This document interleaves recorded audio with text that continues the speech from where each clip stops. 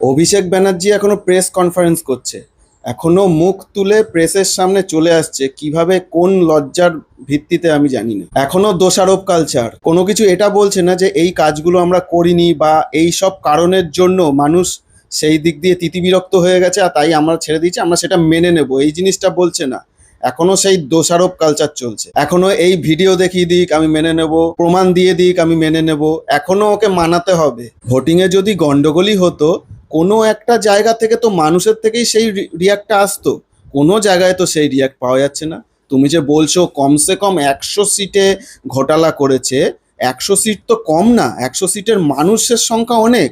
যদি তারা সেই জায়গার সত্যি তোমাদের ভোট দিয়ে থাকতো, তাদের রিয়াকশনই আলাদা বেরোতো এখন। আর দিদি তো নেক্সট লেভেল, দিদি বলছে আমি ভিতরে ঢুকেছি, আমাকে বুকে লাথি মেরেছে।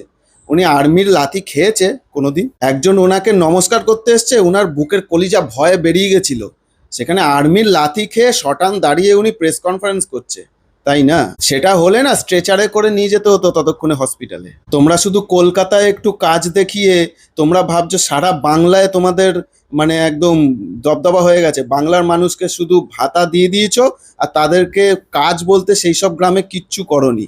এখানকার যে টলিউড অ্যাক্টর অ্যাক্ট্রেস, তাদেরকে সেই সব জায়গায় দাঁড় করিয়েছো যারা কিনা মানে এখান থেকে 200 কিলোমিটার দূরে নিজেরা জীবনেও যায়নি সেই সব জায়গায়। গ্রামের মানুষকে দেখতে না, কিন্তু কয়লা, গরু, রেশনটাও পর্যন্ত ছাড়োনি চুরি করতে। তো মানুষ কি এগুলো বোকা নাকি? আর তারপর অজুহাত দিচ্ছ অন্য রাজ্যে কি হয়েছে, সেই রাজ্যে কি হয়েছে। কেন ভাই, এই রাজ্যের মানুষ অন্য রাজ্যের দেখতে যাবে কেন? তারা নিজেরা কি পাচ্ছে তোমাদের দিয়ে? কোথায় করিমপুর, কোথায় ঘাটাল, কোথায় সন্দেশখালি, মানে অথচ টলিউড অ্যাক্ট্রেসরা সব এখানকার। সেখানকার কালচার কি জানে মানুষ? এতদিন বুঝছিল না, যেহেতু সিরিয়াল দেখতো, টিভি দেখতো, কিন্তু মানুষ সেটা এখন বুঝে গেছে যে এরা কাজ করতে আসেনি। বিজেপিকে সবাই ভালোবাসে বলে বিজেপিকে ভোট দেয়নি, তোমাদের কাজকর্মে তিতি বিরক্ত হয়ে গিয়ে ভোট দিয়েছে। সেটা অপোজিশনে বিজেপির জায়গায় অন্য কেউ যদি থাকতো তাও তারা জিততো। সোজা কথায় তোমাদের জিতাতো না। তোমরা যদি বাংলার ভালোই করতে চাও তাহলে এইটা মেনে নাও না যে পরিবর্তন হওয়াটাও দরকার।